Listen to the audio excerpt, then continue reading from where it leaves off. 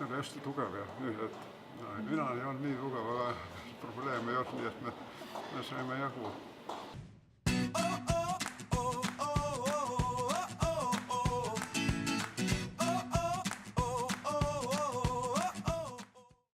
Kust kohast te üldse kuulsite Go-Workabitist ja kust see mõte tuli, et teha tööampse? Ma hakkasin tööd otsima, ma olen tööd otsinud umbes 2 kuud. Tuli septembri keskel suvidest linna ja siis ma hakkasin tööd otsima. Ja internet oli siis üks allikaid. Aga siis ma tegin lahti ja siis oli need tööampsud tulid sealt välja. Tulid ja esimesed ampsud olid need ette helistamise tööampsud ja teine oli see kullerite abistamine. Kalmistu T26.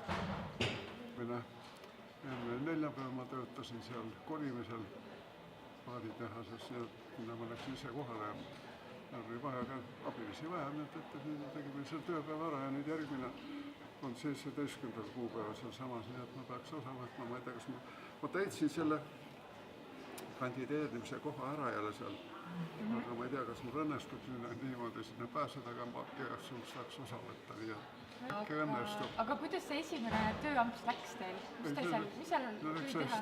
Meil oli, ühesõnaga nad hakkavad tehast laiendama ja oli vaja üks angaar tühjaks teha ja seal oli igasugust koli, värvipotti ja laudu ja need me viisime ära. Ja seal oli ka neid paate ja küpsuga asja. Kõik viisime ära, kell 9 algas, kell 4 lõppes ära ja pool tundi oli lõunat, tuli vahel ka üks kolleeg. Tema oli siis, tegi magistritööd ja tema oli autoga, ta viis mu pärast sinna bussi peale veel nii, et ta oli hästi tugev ja nii, et mina ei olnud nii tugev, aga probleeme ei olnud, nii et me saime jagu. Miks te tahate teha? Te olete pensionär täna, miks te tahate teha veel lisaks tööd? No ikka sellest pensionist ei tule ju välja, siin kulutused on nii suured tänapäeval.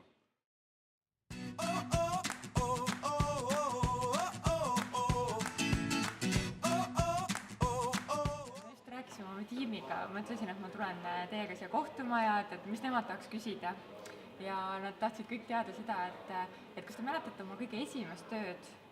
Mis see oli? Tasu oli Vais oli vahva ja sellepärast ma mõtlesin just, et see oli täpselt samas kohas, kus ma nüüd käisin. Päriselt? Viimsi mõis. Viimsi mõis siis kuulus kunagi kindral Laidonarile. Tõsiselt? Ja pärast seda oli see ministrite nõukogu abimaja, seal kasvatati siis loomi ja viidi siis Toompea kööki. Ja mina olin 15 aastat vana, läksin siis tööd otsima sinna ja siis tuli esimest korda vene keelt kasutada. Juhtimine käis vene keele. Sellega ma sain hakkama. Ja esimene töö oli väga huvitav. See oli sigade kaalumine. Sigade kaalumine? Jah, just nimelt, aga need ei olnud mitte harilikud 100-kilosed seal. Need olid hiigelt suured, need olid mingid tõuloomad. Ja need kaalusid vähemalt 200 kilo, need olid tohutu suured. Kuidas see käis? Tohutu suured ja need tuli ajada kaalu peale. Kaalu peal oli kast, aga muidugi see ei meeldinud kellelegi. Ja nad tarkusid ühesõnaga. Ja nüüd ma sain alles hiljem, 30 aastat hiljem võib-olla teada, et mis ta oleks pidanud tegema. Siis ma olin juba projekteerija ja kohtusin tuletõrjujatega. Tuletõrjujad on väga lihtne.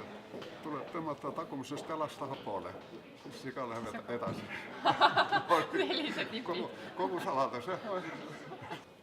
Esivanemad, ma mäletan, minu vanaisa elas 80-aastaseks umbes, aga tema õde elas 108-aastaseks.